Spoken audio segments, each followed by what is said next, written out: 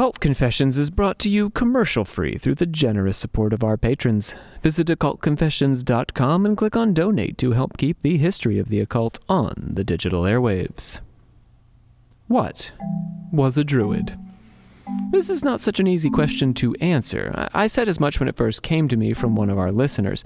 Druids were part of an ancient Celtic culture, a series of kingdoms or empires that stretched through Ireland, Wales, Scotland, Britain, and Gaul. Gaul, by the way, is the region now that is modern France, as well as parts of Belgium and Italy. The Celts were distinct in each region, but also shared important cultural structures and practices, as well as language. Part of the challenge of recovering the Druids from the fog of history is that much of their knowledge was kept strictly within an oral tradition. The Celts were by no means illiterate and had a long-standing relationship with written language, but they believed, and the Druids in particular believed, in memorization. Eventually, Celtic tales, history, and practices were recorded by Celts, but this was largely after Christianization, so Christian Celts.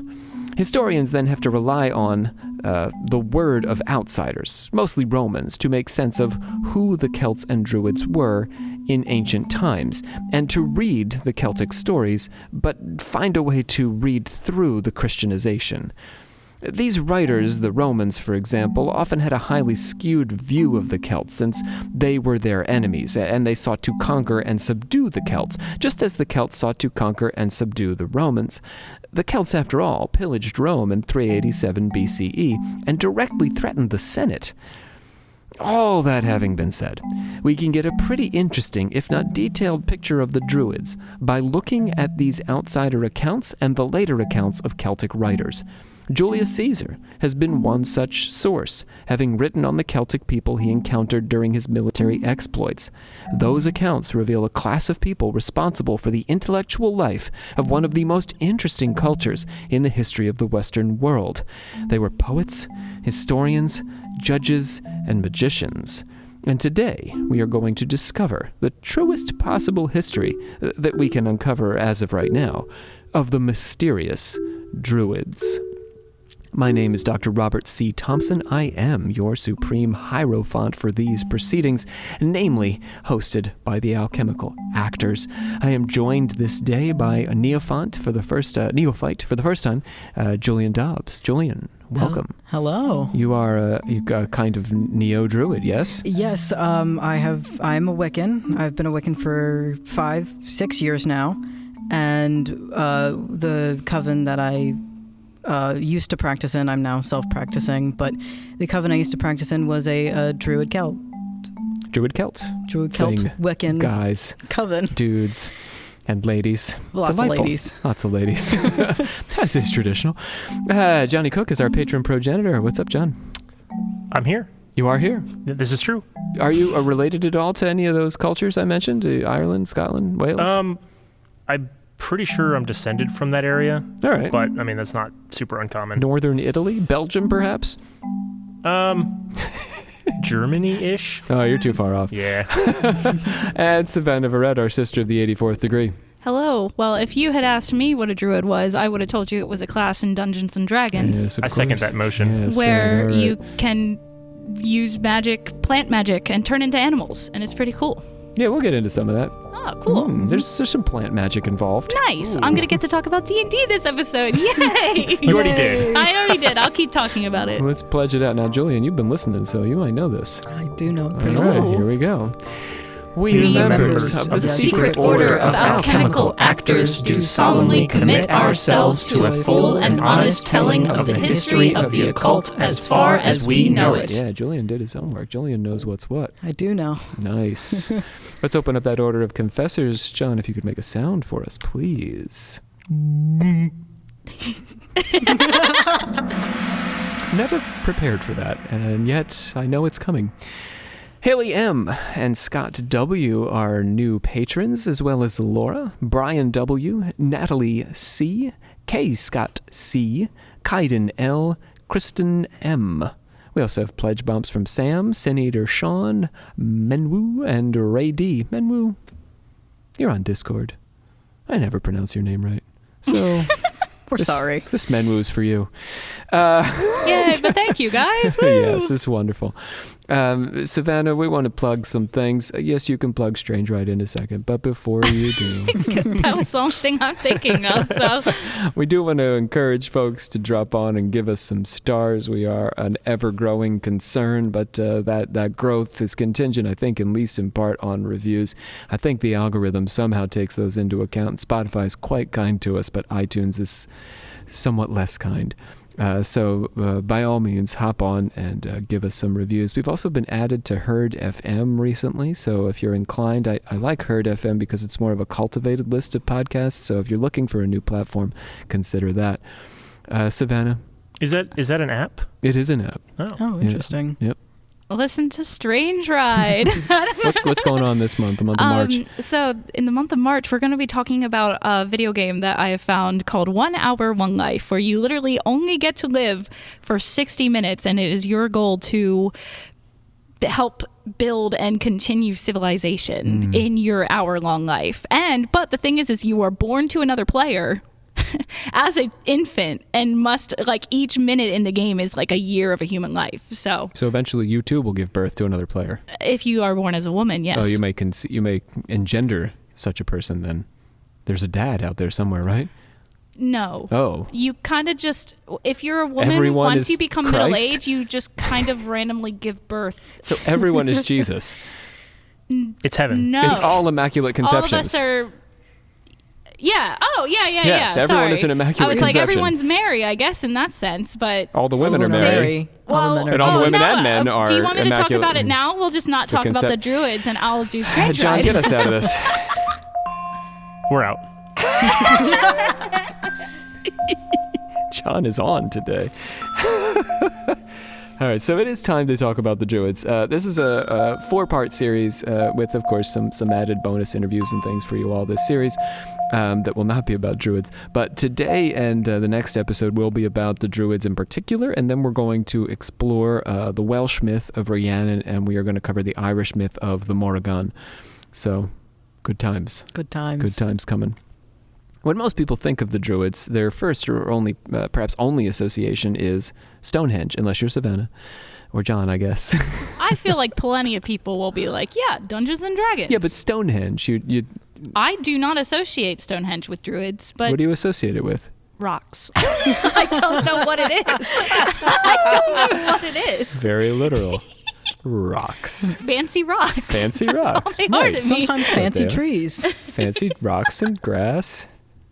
Old. Anyway. Wait, is Old. Stonehenge not You are correct. that one specific place? Yes, it is rocks. You are correct. Giant No, rocks. But you made it sound like, wait, can Stonehenge be, is Stonehenge a thing, or is it that place? The natural world is also encompassed in Stonehenge, is I think Julian's point, yes? Yes. Yes. Yes. But the rocks are what it's most famous for. You are correct, sir. Okay. So the idea that the Druids built Stonehenge has not always been so obvious. In the 17th century, Inigo Jones, one of England's first major architects, wrote that he knew of no mention of the Druids as having a knowledge of architecture or mathematics or painting or sculpture. For Jones, the Druids were not great intellectuals and so were incapable of building such a complex monument. I mean, remember, they had to get all these giant stones together and get them on top of each other, and it has astrological significance. And Similar to the pyramids. yeah, just how did this happen? And Inigo Jones says, no, the Druids were too dumb for this. Bastard. Right. Rather, he said, it was probably built by the Romans or the Vikings. Here you go, John. Your people. John Dryden agreed with the Viking theory, and the idea that Stonehenge was a Roman ruin persisted into the 18th century. John Aubrey, a contemporary of Jones, offered a counterpoint. Aubrey conducted research at Stonehenge and at Avebury, which was another henge monument in Wiltshire. Am I saying that right? Do you know about Avebury? Yes. Yeah. I think that's feels how right you to say you? it. I don't know. I don't know Most if it matters or not, but I think you said John John Dryden? disagreed. John Aubrey disagreed with John Dryden. I think you switched the names. They're both John. They're both John? Yes. Okay, sorry. 2 Johns for the price I'm of very one. sorry. Maybe other people are confused. Imagine John? having I was the confused name because you said, John. okay, because you were just talking about John me, is John, confused by all and then these you were talking Johns. about those Johns, and I was like, It's okay, there's too many Johns. Yeah. Somebody's confused. Somebody's disagreeing with somebody about something, and I don't know what's happening. I don't know. Is this why you had John on this episode? Yes, for this exact reason, to straighten out the Johns. To get the Johns in order. Yes, because he's a Viking. What does he know? Yeah. Yeah, a lot of Celtic names are very hard to pronounce. Yeah. And I still can't pronounce them after 5 years. William Stukely, whose name was not John, was an antiquarian and medical doctor who became an Anglican clergyman in order to devote more time to archaeology, and also worked at Stonehenge and Avebury. He concluded that Avebury was considerably older than Stonehenge, dating it to the 1800s BCE, whereas he dated Stonehenge to 460 BCE. Does that sound right to you guys? It should not. Both were considerably older than he thought. But Stukely agreed with Aubrey that these monuments were built by Druids. Stukely believed that Avebury stones made the shape of an enormous snake, and that the snake was worshipped at both Avebury and Stonehenge as a precursor to Christ, with the shedding of its skin mimicking the resurrection. Let that settle in for a second. Yeah, but the That's snake is cool. the bad guy in the Jesus story. No, the serpent's the bad guy. A snake is just a snake. Yeah, that's What? true. No, Snake is John's just a messing snake. with you. It's right. You're right. This is a weird way of doing mythology, that the snake is Christ somehow. It almost gets at like a Blavatskyan interpretation of the Garden of Eden, that the snake is a good guy. Well, I mean, you could do like the snake is, what's the Greek titan who brought fire? Prometheus. Yeah. Yeah. Sort of a Promethean sort Yeah. of reading. Blavatsky did that exact thing. So anyway, the rectors Henry Rowlands and William Cook argued that although the Druids were pagan, they had a noble pre-Christian form of worship whose religion practiced at Stonehenge was very near to the true religion of the Christians. In other words, Stonehenge was part of a practice that predated Christianity but was very much like it. So we're getting all these different viewpoints on Stonehenge. The reason I'm doing this is to show you that there was Druid haters and Druid lovers, but we're in a Christian country, so the Druid lovers historically have just tried to like pull the Druids under the Christian framework. It's like, actually, they're Christians, Yeah, so... they're just different Christians. Yeah. Which I kind of don't hate as a guy who tries to pull all the religions together anyway. This is like, this is handy. Thanks for doing my work for me, you guys. At the core of the debate around Stonehenge is whether the Celts and the Druids who presumably led their religious life were dirty, heathen pagans who engaged in human sacrifice and lacked much in the way of civilization, or whether they were an advanced society with a complex philosophy who also happened to occasionally engage in human sacrifice. Just a little bit of human sacrifice. Just a Tasteful. Just a tasteful. Yes, a tasteful smattering of human sacrifices. Nothing to get excited about. Everybody did it. What is the number, the tasteful number? Of human sacrifices? We'll get there. Okay. It's not a lot, though. It's not Aztec style. I'd say like 2. Oh, 2. Oh, you're asking like my Total? opinion for Yeah. how many How many sacrifices sacrifices? would be Tasteful gauche, amount. would be 2 tacky. a year, I think, is fine. Yeah, you get that third sacrifice, and then I'm coming to your house and I'm being like, seriously, Savannah? I don't know. I think you can get away with 1 on each solstice. Okay. Oh, so John could get as many as... Yeah, you can do 4. But, yeah. but that's solstice and equinox, by the way. Yeah. That's true. John's getting the equinoxes, so I would go to your house and say, it's an equinox, John. This is a bit tacky. I thought they were all the same. John. Too many Johns. Today, the Celtic historian Peter Beresford Ellis argues that Stonehenge was too old to have been built by the Druids, as we understand them, but may have been constructed by the Proto-Druids, or the people who predated the Celtic civilization as we know it, about whom we can know very little. Both Stonehenge and Avebury date to around 3000 BCE. Wow. Yeah. It's amazing. Why do they think there's a proto-druid? Why can't they just all be the same line of druid? I guess if we define druids in terms of language and culture, there's a point at which that sort of pulls together and a point where that hasn't pulled together quite yet. Okay. So it's like the ancient Greeks and then the ancient Greeks. Yeah. It was all those guys before it was a cool Yeah. set of city-states. Yeah, it's that kind of idea. Okay. A good place to discover who the druids were are the legends and lore of the Celts. The story of Cuchulainn, I should say, from the Ulster cycle is one of the most famous examples of Celtic lore. Have you heard of this guy before, Cuchulainn? Yes. Yeah, you have, John? Where at? A TV show where he was a character. Yeah. Oh. Do you remember the show? Fate. The Fate series. Yeah. It's essentially where like different historical warriors get summoned into like a arena and they fight it out. Oh. Yeah. Interesting. He was pretty badass. It's like a Bruce Lee movie almost, but ancient warriors. The story is associated with Ireland, or a video game. The story is associated with Ireland. It was a show, though. It was a show, yeah. But it would be like that's like Mortal video Kombat. game. Yeah. Mortal Kombat's based on the Bruce Lee movie, and the Bruce Lee. Anyway, the story is associated with Ireland, Scotland, and also the Isle of Man. These were the portions of the region that were never really conquered by the Romans. They famously erected Hadrian's Wall, separating the Roman-conquered southern portion of Britain from the Scots in the north, who they could just never manage to bring under the thumb. Ireland has the largest collection of early records. The areas remained Celtic in the 5th century AD when they were Christianized. Wales and Cornwall have also maintained strong links to their Celtic past, perhaps most significantly through language.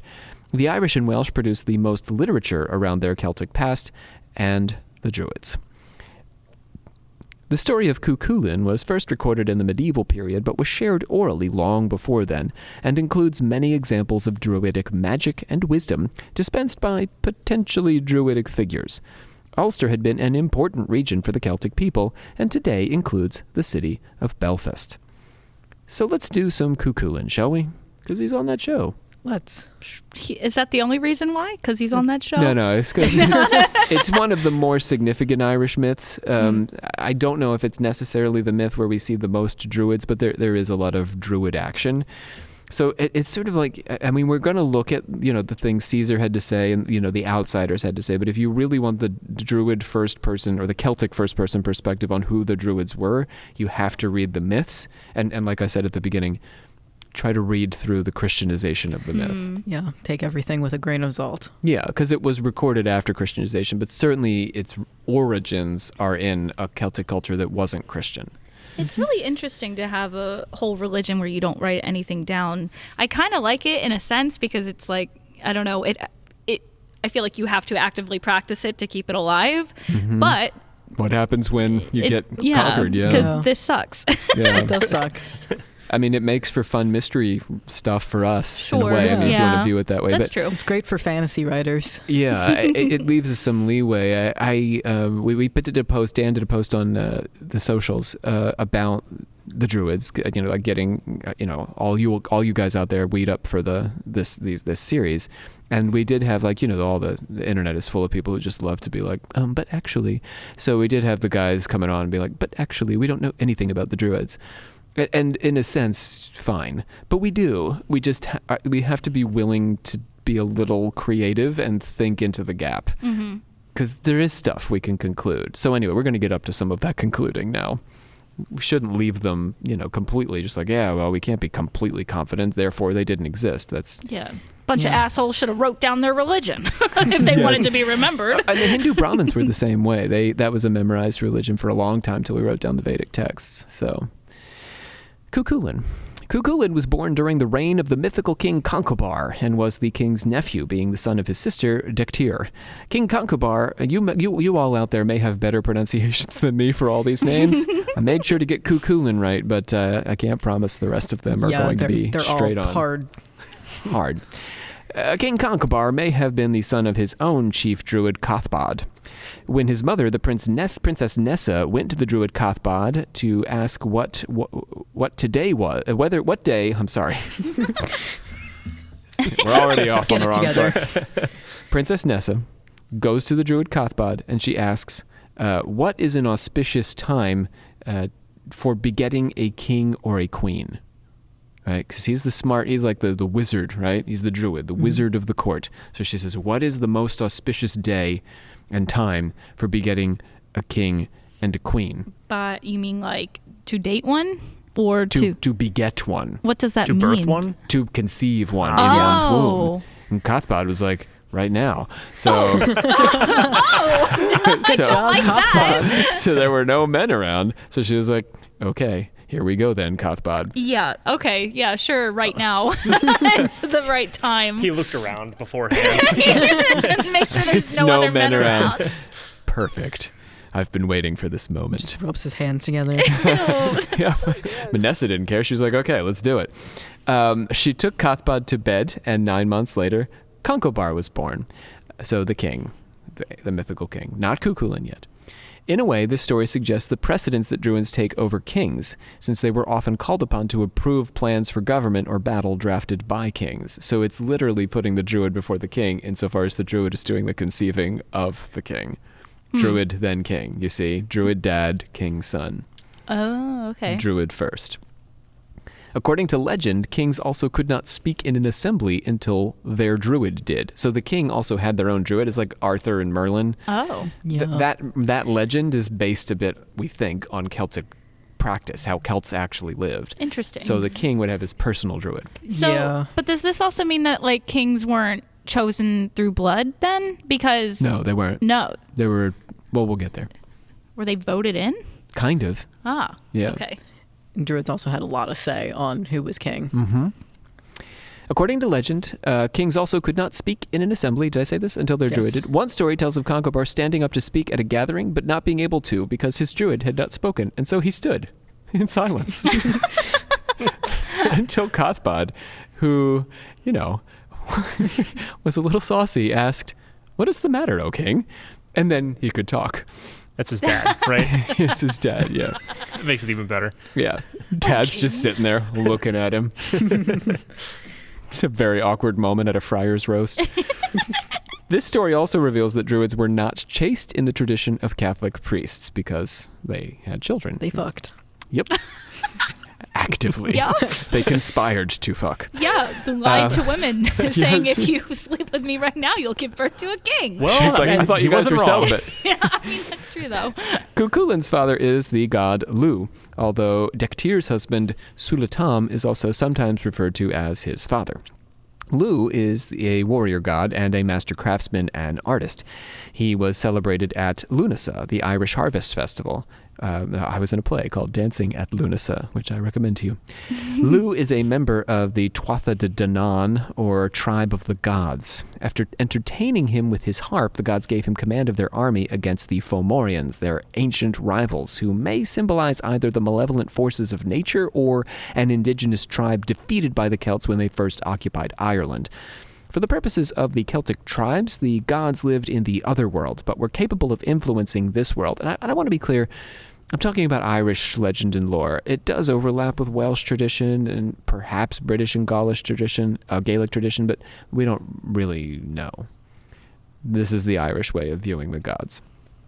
So their legends seem to suggest that at an earlier point in history, they walked the earth, battling their enemies on the same grounds the Celtics came to occupy. The Sidhe, or ancient hills or burial mounds, are regarded sometimes as their resting places and sometimes as their homes. So either they're buried there or they're just chilling there. Yeah. Getting back to Cuchulainn, he was very handsome, with beautiful golden tresses and 7 fingers on each hand and 7 toes on each foot. He's okay. Interesting. I mean, that's a sort of like Celtic version of like superhumanity, is to have extra height or toes. Yeah. Extra things. balance. Yeah. Oh, yeah. He's very balanced. Yeah. Really good at gripping. He had the strength of a man at the age of 5 and knocked down 50 boys while seized by his contortion, also known as his distortion. This transformation was a common feature of Cuchulainn's story and has the flavor of a berserker or the Incredible Hulk, if we're thinking in more modern terms, albeit very much stranger. In his fury, he grew to the size of a giant, and his feet, shins, and knees were reversed. One eye sunk into its socket, while the other bulged from his head. His mouth stretched to cover his face from ear to ear and spouted fire, and a jet of blood shot up from his scalp, which was bald from the general retreat of his hair, and his head was surrounded by a mist. That terrifying. sounds That is awful. terrifying. Well, it's meant to, I mean, it's a terrifying image. Yeah. But I think because in this state he would attack, then you're done. He comes for you like this. Yeah, I'd probably want to die after I saw that too. Stab Just lay myself over. with my own sword. Just to lay down. Hit me real hard on the head once. Incredible Hulk. He had tremendous strength in this state and speed, and accomplished superhuman feats. When the smith Kulan invited King Concobar to his house, Cuchulainn was late in arriving, and Kulan put his tremendous guard dog outside the house to keep watch while they feasted. Cuchulainn arrived, and when the dog attacked him, he dashed the dog against the rocks, and then had to offer himself to Kulan to replace the broken dog. So if you're noticing Kulan, the name Cuchulainn actually means Kulan's dog. Oh, that's funny. He wasn't named that at birth. You assume a name as you go about your exploits. Interesting. Also, why did he have this ability to Hulk out? Because I think his parent was a god, right? Well, it could have been the god Lu, yeah. Oh, Yeah. I must have missed. Like a warrior god. Yes. So remember that the druid, he's the son, he's the father of the king. Mm-hmm. Cuchulainn's father is probably a god. Oh. Lu. Yeah. So that's what gives him these superhuman powers and all gotcha. them toes. All them All the toes. toes. Yeah. His original birth name was Satana, by the way. The Druids would have loved the Habsburgs. Oh, yes. Oh, yes. It's practically a plot to create more of these guys. The whole regime. After the dog incident, Cuchulainn entered a frenzied state and broke a bunch of shields and swords before taking a chariot to kill the sons of Necton, as well as a bunch of stags and swans. Finally, to cool him off, the king arranged to greet him with 150 bare-breasted women. I mean, if it works. Now remember, this is Christianized. The hero's modesty caused him to avert his gaze, at which point they seized him and plunged him into a large vessel of cold water to cool him off and end his frenzy. So basically, he looked at all these bare-breasted women and he was like, whoa, there's so many breasts. I can't see them. My virgin eyes. And then they grabbed him.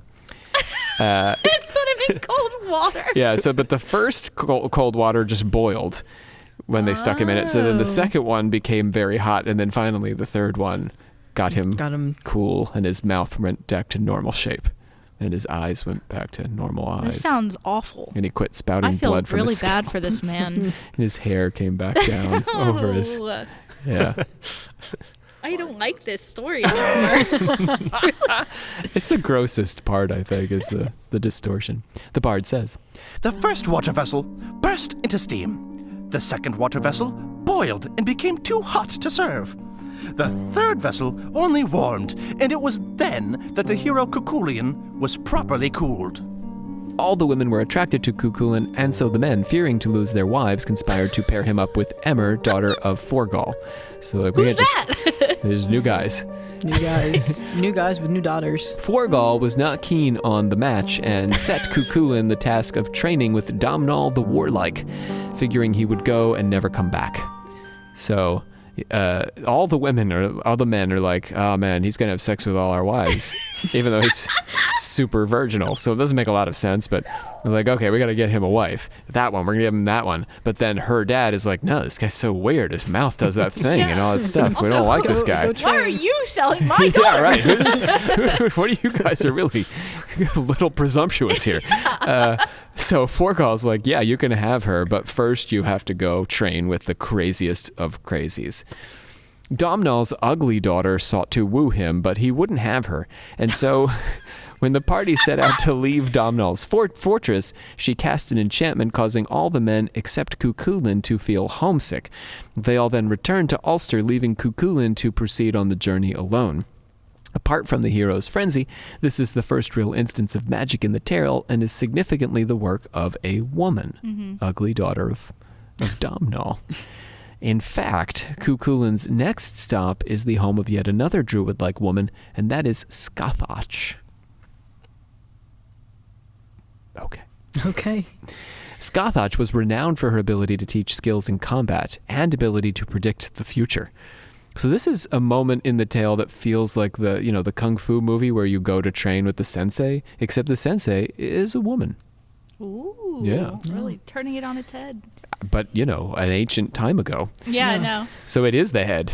This is the way the head should be. Woke politics are ruining everything. Woke politics are ruining ancient Celtic lore. Of badass women. Yeah. She lived on an island across a slippery, narrow bridge that bucked anyone crossing it back to their origin point, so the bridge would kick you off like an angry horse. I love that. Cuchulainn employed yet another of his superhuman feats, his salmon leap. He's very much like a video game character. Salmon leap? He has a salmon leap, So yeah. like he can leap out of the water? You have mastered the salmon leap, Cuchulainn. And he Like but he a didn't. fish? He didn't leap over the water. He leapt over the bridge. The entire bridge. It's a salmon leap because I believe he threw himself bodily into the air, like a salmon throws itself out of the Yeah, water. but what I'm picturing is him in the water and then Yes, but now pushing imagining him himself doing that on dry land. Oh, it's not as cool on dry land. It's still pretty nifty, though. Why is it called a salmon leap if it was on dry land? Yeah. Because it's salmon-like. It's his whole body. He threw his whole body. You guys are hard to impress. No, I He jumped got in the it. air like Alright. other land Julian animals likes that it, the jump. salmon Yeah, leap. exactly. I like the Deer salmon jump really leap. high. Yeah, kangaroos. Why he's couldn't it be the Cuchulainn. He's just a stag dude. jump? He's just a dude. Why is he a salmon? He's not just a dude. He can He hulk threw out. himself onto her island. This is traditionally thought to be the Fortress of Shadows. Badass name. Located on the Isle of Skye in Scotland, which is a beautiful place to visit. I recommend it to you. I went there on my honeymoon. There he met, I did not see Cuchulainn there, and neither my wife nor I salmon leapt anything. But we were there. There he met Scathach's daughter, Uathach, who taught, don't write in, I don't want to hear it, I'm doing my best, who taught him how to obtain boons from her mother by laying his sword between her breasts. Nice. What Nice. the hell? All these ancient stories always have women's breast in the weirdest places. So there's 302 breasts so far. I'm keeping count. Nice job, John. 302 breasts, yeah. But so you mean in the weirdest places? You mean on either side of a sword? No, well, it's just like, I don't know. If I were thinking of a way to calm the Hulk down, I wouldn't think we must grab 150 naked women with their breast hanging out. You need to think like a man. Yeah, In no, this I'm case- not a Shock man. somebody. His sensei can only be made to teach him if you can get a sword between her breasts. They're not exposed necessarily. He just gets the sword between them. It still feels It's the their same prevalence thing. that gives you a Yes. problem, I see. The hero, but there's feminism here. The hero was then able to train beside Scathach's sons and have Uathach without a dowry, which was a pretty sweet deal. So now he's got a new chick. Scathach, by the way, don't forget, Emmer's still back home. He's out on a quest, theoretically, to win Emmer, and he's already gotten together getting with with somebody a else. new... Scathach's greatest enemy was I mean, her... how could you not when you're putting your sword between their breasts, right? That's Yeah, but like that Between so your calls daughter's her. intimate. breast, right? If you get the sword between the breasts, she's like, that's what I was looking for all along. Yeah. Now I will train you, sir. And you can marry my daughter. Oh, he's marrying that person's daughter. Yeah, Never mind. Scathach, the one who told sensei. him to put it in between her breasts. Yes. He has learned well. I hate this story. So the wise woman, Scathach, the trainer, her greatest enemy was her sister. We know what that means. And that was the warrior princess Aoife. When Aoife attacked her fortress, Scathach attempted to keep Cuchulainn from the battle by giving him a sleeping potion to keep him unconscious for 24 hours. But it only worked for an hour, because he's Superman, you know? She should have thought of that. Yeah, I was about to say. Count his at toes. this point, she knows Yeah, didn't how she count powerful he is. how many toes and fingers he has? Clearly, she needs more than just 24 hours worth. He can put a sword between my breasts. Right? Yeah, Yeah. he's so good.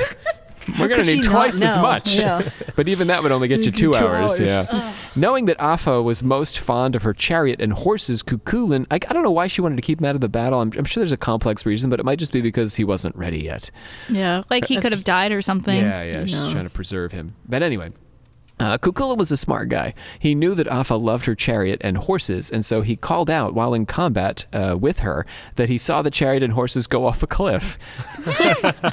He's like battling, right? And he's like, look over there. And she's like, what? It's the oldest trick in the book. It works. It works. At this moment, Cuchulainn subdued her and forced her to pledge never to attack her sister again, and then they had sex and Afa bore him a son. Wait.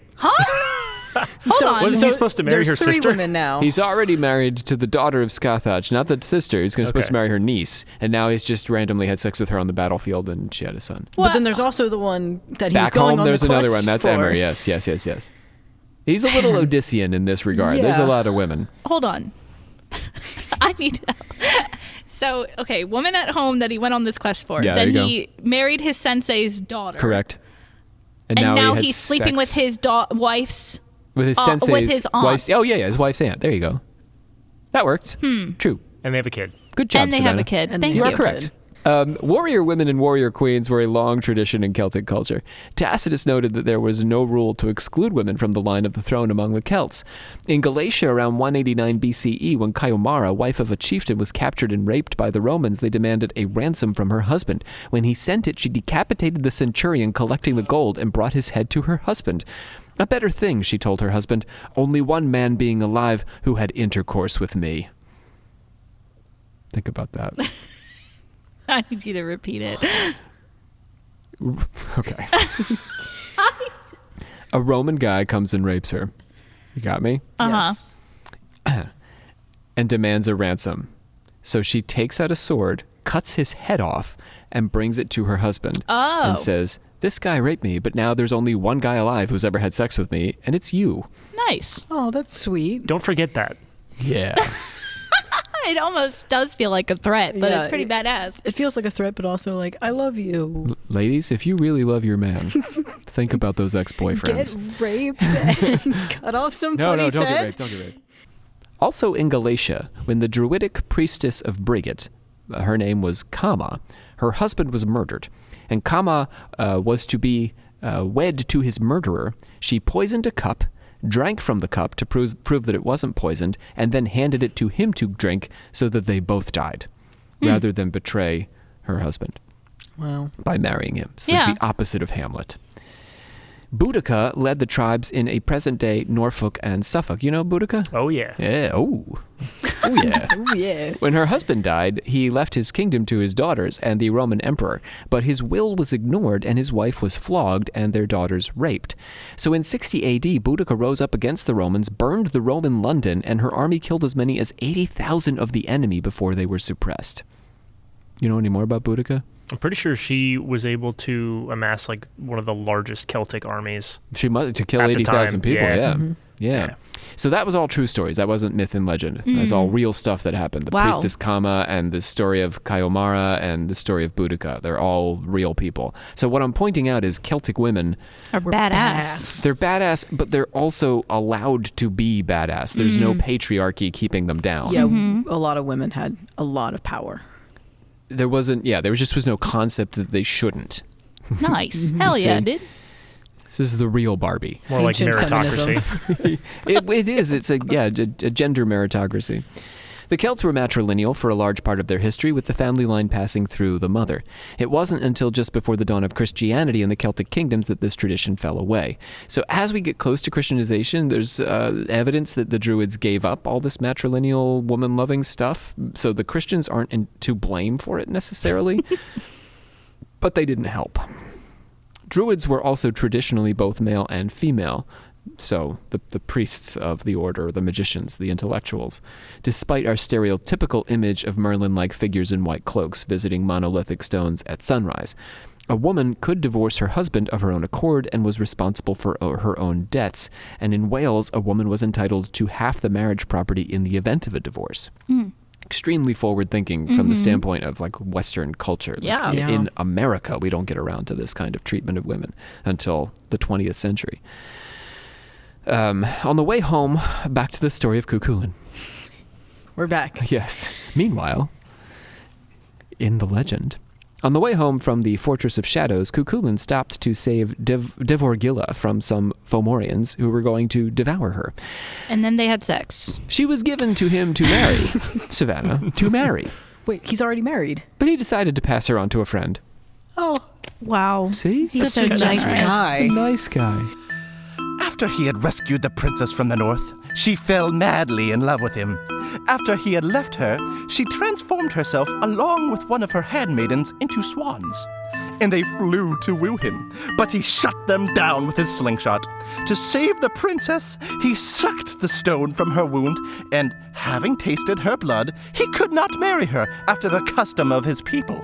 And so he gave her to his foster son, Lugard. Huh? I think that's a pretty good custom. Pretty good custom. Yeah. Devorgilla is explicitly not a Celt, but the theme of women with supernatural power, remember she turned herself into a swan, Zeus-like in that regard. The theme of women with supernatural power persists with Devorgilla through the story. Tradition held that at Clonfert, a village in Galway, there was a community of female druids who could raise storms, inflict diseases, and curse their enemies to die. Ooh, Damn. that's pretty badass, though. Hexing the hell out of them. Another story that doesn't tell us much about druids, but does tell us about Celtic culture and tradition, was the tale of Cuchulainn at the feast of Brick Rue. Brick Rue. Brick Rue. Rubric. Classic Rob repeating a word in as many ways as he can, so one of them must be the right pronunciation. The host provoked a conflict between the hero and his friends Conall and Loghaire by asking which of them deserved the champion's portion of the banquet. The champion's portion was a quarter of the pork, which was reserved for the bravest man in attendance. I love these Celtic customs. Yeah, they're great. It's so insane. So first, they attempted to tell who was bravest by whose wife entered first. Right? The bravest man must have the wife who has the place of honor. Conall and Loghaire cut holes in the wall to give their wives an opportunity to get in first because they're all like rushing for the same door. Right. So Cuchulainn cut off half the castle so Emer could win. By the way, he's married to Emer now. Oh, the first girl. First girl. So he divorced. Well, no, he's just with them all. Oh. Yeah, there's never any separation from him and the other women. He just seems to have wives. harem. Emmer is the He has a harem, the yes. first wife of Cuchulainn. Anyway, so that no more of his castle would be destroyed, King Concobar sent the men off to Cúroy MacDaire to judge the matter.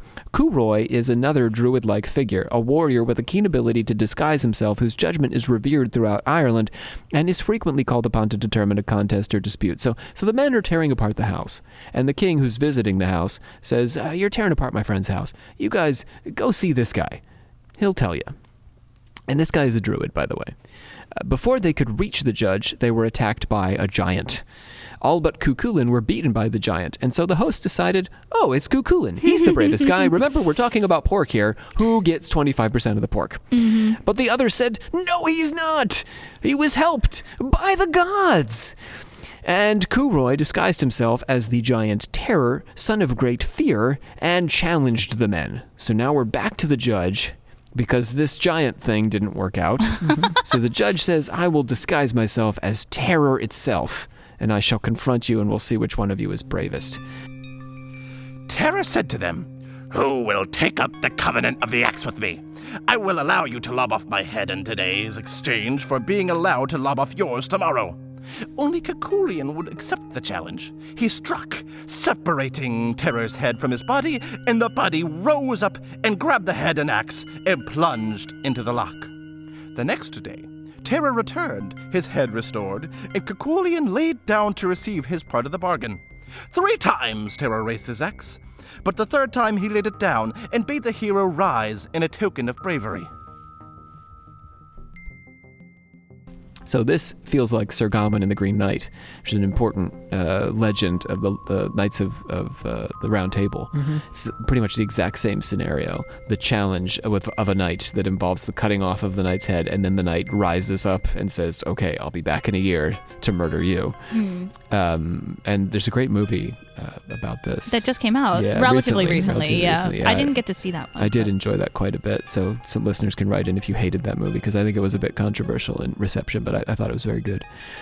Cuchulainn's friends were still reluctant to... Oh, the other thing I want to say is lakes can heal you. Lakes are quite magical. Like the lake that Excalibur was found in the Arthur legend? Yes, and that's the lake. He's brought to the Lady of the Lake when he's dying.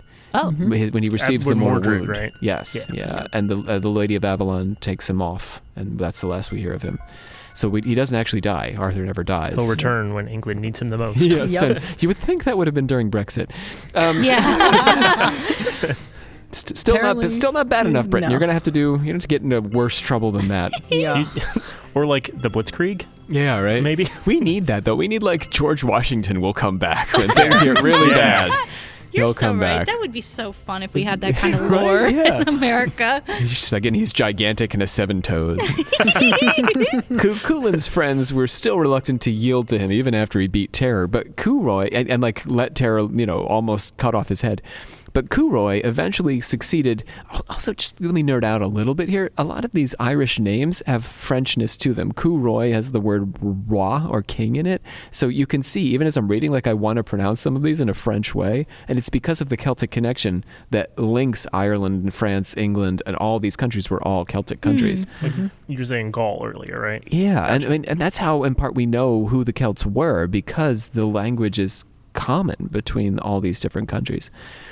Anyway, Curoy eventually succeeded in proving to them that Cuchulainn was the bravest. As Curoy's involvement in the story of the Champions portion shows, transfiguration was an important skill associated with druid-like individuals. So Curoy is the druid in this story, not Cuchulainn, he's the warrior. But Curoy is the one changing himself into terror and judging them. Whether it was a princess becoming a swan, or a man taking the likeness of another man, or a giant changing shape, was central to the druid's skill set.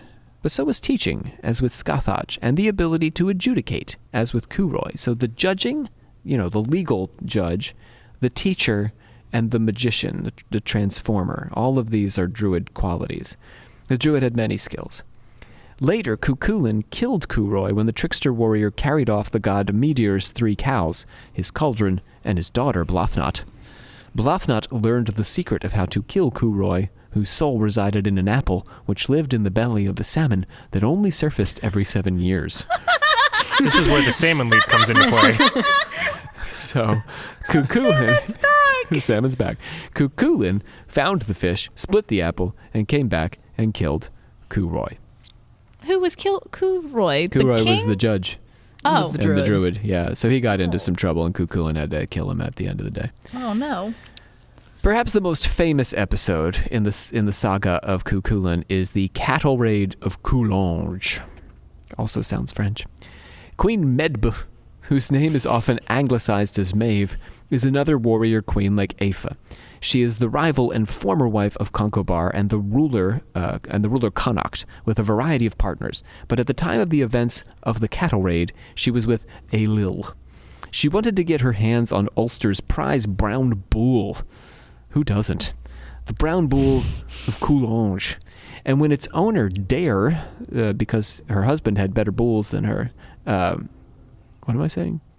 I have a question real quick. Mm-hmm. So this whole started when the quest, when he was like, oh, you can have that wife. Mm-hmm. And then his dad was like, oh, you had to go train with this guy. Yeah. What happened to that guy? That guy's still out there. Sacthach, the woman? No. The warlike guy. That he was said, oh, you got to go train with this crazy guy. Oh, yeah. He just kind of like disappeared. He's like, I'm going to make this pit stop over at the druid lady's we got place. distracted. We ended up doing a variety of other things. So, anyway, we're raiding for cattle. She wanted to get her hands on Ulster's prize brown bull of Coulanges because her husband had better bulls than her. So Dare is the owner of the brown bull of Coulanges. So she's got to go to Dare and steal his cows so that she could have better cows than her husband. She's jealous of her husband's cows. Mm. But Dare has better cows. So she's going to go to this guy and steal his cows. So her cows are the best. Mm. Isn't she like the queen? Yes. Why doesn't she just buy the cows? This is a legendary brown bull. You can't just buy a bull as good as the bull of Coulanges. Oh, It's priceless. Priceless bulls. It's a priceless bull, so we have to steal it. Dare, the owner of the bull, was initially amenable since she offered him wealth, land, and sexual favors. But... Oh, see? So she did try to buy it. Right. In a way. Yeah. In a way. But when her messenger said she would have taken them by force whether he consented or not, he got pissed and said, I do not consent. And war ensued. I mean, that's what happens. Blame him for being upset about it. Yeah, but she shouldn't have said that. No, but then she shouldn't have told anybody. But then being like someone telling you, I'm going to do this whether you consent or not, and then being like, well, I don't consent. Yeah, well, in that case, well, it's like, I'll give you money and sexual favors. He's like, cool. I would have done it. I would have taken it if you didn't, though. Oh, not cool. changed my mind. Only Cuchulainn and his human father Sualatam could face them, since the Ulstermen were under the effect of Macha's curse. The story of the curse, in brief, is that an Ulsterman bragged to King Concobar that his wife could outrun the king's horse. But his wife Macha was 9 months pregnant at the time. Concobar insisted that she make good on her husband's boast, and she did outrun his horse and then instantly give birth. Oh. And in her labor pains, she cursed the men of Ulster to go into labor pains for 5 days whenever Ulster was attacked. Hell yeah. Oh. And this would last for 9 generations. So we're good now. Yet again, we can see in the mythology a respect for the woman's role and the consequences for failing to respect her contribution. This is basically the myth of the curse of the Ulstermen is saying labor pains are tough, men respect them. Yeah. You Which guys is like- didn't respect them, so now you got to have some. That's awesome. Yeah. I love that. Very, it's not feminist because feminism doesn't exist. Doesn't exist. And but Celtic culture just is this way. So feminism would not make sense in Celtic culture. Cuchulainn invoked the right of single combat at the fords and slew Medba's champions one after the other, culminating with one of the men who had trained with him in Skye, Ferdiad. Medba is eventually forced to retreat, and Cuchulainn allows her to flee, refusing to kill a woman. So, a little gallantry there. All right, so I'm winding up here on Cuchulainn. But before we move on from Culann's dog, I want to tell just one more story, since it relates to some of the most famous witches in Western literature who may actually be female druids. I'm referring, of course, to the 3 weird sisters from Shakespeare's Scottish play. Yeah, I was about to say, don't say it Don't in here. We're in the theater, We so are in a We're in a theater. we cannot say the actual name of this play, but if you can think of a Shakespeare play about a Scottish king who confronts 3 weird sisters, you And know what I'm talking about. starts with an M. Yeah. Anyway, Okay. let's not get too Do close you know, now. so for people I don't who know what the deal is. So people who are not theater people, Oh, no. you cannot, it's a cursed word to say the name of this play in a theater because Unless you are actually acting in the play. yes. Yes. Or rehearsing, right? Yes, Yes. whenever you are Yes. playing the character. Otherwise, you cannot say the name of the Scottish king. Yeah, in so a we theater. call it the Scottish play because we can't call it its actual name, especially while we're sitting in a theater. Yes, and we do record in the theater. We are at the scenic and fabulous Todd Performing Arts Center, featuring a variety of entertainments this season, hosted by Savannah and myself. Yes, And which we don't hope want to see you fail, so there. we won't No, so we are not going to. of the Scottish play. Let's get back to Medby. Medby had conspired with the sons of the men he'd killed, including Curoy. What am I saying? Medba had conspired with the sons of the men she'd killed, including Curoy, to get vengeance on the hero. In many Celtic tribes, a person had to compensate the family in the event of a homicide. So if you killed my brother, you'd have to pay me. I mean, that's nice. If the killer could not pay, we would set you adrift on a boat on the ocean without a sail or an oar. Oh. So Well, I mean, fair enough. But Fair also, enough. how much, did it depend on the person? I think, we would negotiate an appropriate fee. Gotcha. Yeah, but if you couldn't pay, we're getting you're off. You're off to sea. You're off to I mean, sea. I guess that's nice. One of these men, Calatin's wife, bore 3... Oh, what are we talking about? Of course, Cuchulainn tended to do his killing in battle, and that was a different context than homicide. So if Yeah. you killed someone in battle, that's okay. Yeah. So this was to deter people from just From killing. slashing. Yeah, you can't just go around killing people. Yeah, I think that's a Unless good you're rule. rich. A apparently. price must yeah. and pay the price. But I think we would probably adjust for that, and it would be a higher price if you're rich. One of these, so now all these men, it's like the scene in Batman when all the villains get together and say, we're going to take down Batman. Mm-hmm. This is what's happening to Cuchulainn. And one of the men, Calatin, his wife, happened to have borne, so he killed Calatin, and his wife happened to have bore 3 monstrous sons and 3 monstrous daughters. So on top of there being all the supervillains getting together, we now have these creatures who trained with Medba to destroy Cuchulainn. So this is that scene in Scott Tenorman Must Die where Cartman's trying to train the pony to eat Scott Tenorman's dick. Thank you. Okay. Yeah. This is Medba, and she's got these 6 monstrous children lined up, and she's Yeah. teaching them. evil training montage. You call back to that episode I love that all episode, the yes. time. Good episode. I teach it in Western theater. You do. So, one of these men, okay, so the daughters, the ugly daughters, the monstrous daughters, I don't know if they're ugly, maybe they're really hot, but they're monstrous. They conjured an army. Some people are into that. Yeah, it's whatever your thing is. They conjured an army from withered leaves and stones and dandelion puffs, and Cuchulainn, true to fashion, saw the army and set out to defeat them.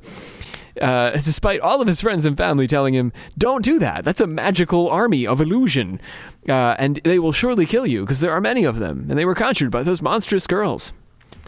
Along the way to do battle, he happened upon 3 old crones, mixing poison and dog meat in a cauldron. They bade him, come and take some. It was a personal gisa or taboo for Cuchulainn never to approach a cooking hearth and never to eat dog meat, but the crones chastised him for not accepting their hospitality, and so he ate, and the strength drained from his hand and his thigh. That sounds just like the witches in the Scottish play, actually. Yeah. And the fact that Shakespeare called them witches and not druids is likely a product of Christianization, through which all female druids came to be regarded as either witches or fairy women. And in your case, the coven, right, Julian? Witches and druids sort of overlap. Yes. Right? You don't differentiate. Not really. I mean, in my old coven that I'm no longer part of, but I still talk to them fairly regularly. We all were druids. There was no witches or anything. We just didn't use that term. Same idea, though. Yeah. Yeah. Or fairy women. They did like to call themselves fairies. In other words, when the Cuchulainn was shared in ancient Celtic history, these women might have been described as druids, but in the period when the texts were written down, druid would have been transliterated to witch. So we could have had the 3 weird druids in Shakespeare. Christianization also ended the conscription of female combatants in wartime, by the way. So women would have been conscripted in the event of a war. Anyway, I wonder there were so many warrior princesses. Yeah. Xena everywhere. Yeah. Cuchulainn went into battle anyway, even though he now had a weak thigh, a weak hand, and a bunch of people were like, don't do this. He went into battle with the dandelion people and the leaf people, where Lugaid, son of Curoy, got possession of the hero's spear and wounded him with it. Remember Curoy, the druid from a while back? Yep. No, now we got his son, right? We got all the supervillains together, so all the wronged people, family members. Cuchulainn is now wounded with his own spear, and he crawls to the lake, where he ties himself to a pillar of stone to die standing up. And Lugaid cuts off his head. And as he does so, the hero's sword falls, lopping off Lugaid's hand. Later, Conall hunted down his friend's killer and fought him with one hand behind his back so that it would be an even fight. After his horse took a bite out of Lugaid, Conall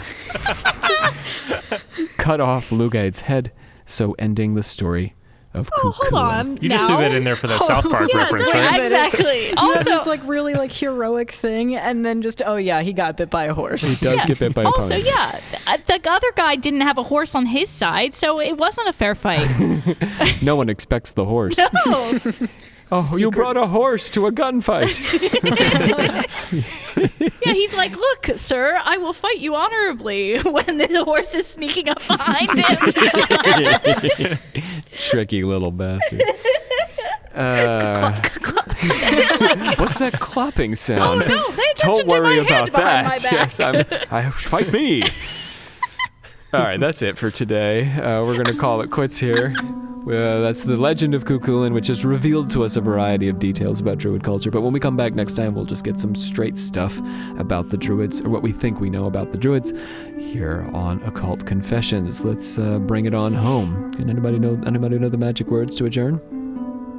I hereby adjourn and declare closed this meeting of the Secret Order of Alchemical Actors until such a time as we get together and do it again. I want to thank Neil Sigmund for doing the voice of the Bard today. My name is Dr. Rob C. Thompson. I am your host, joined by Julian Dobbs. Hello. Savannah Barrett. See you later. And Johnny Cook. Bye. Next time on Occult Confessions, we will be doing a continuation of the Druids, getting more closely and directly into the history of the Druids, and then we'll come back with Rhiannon and the Morrigan here on Occult Confessions. Bye.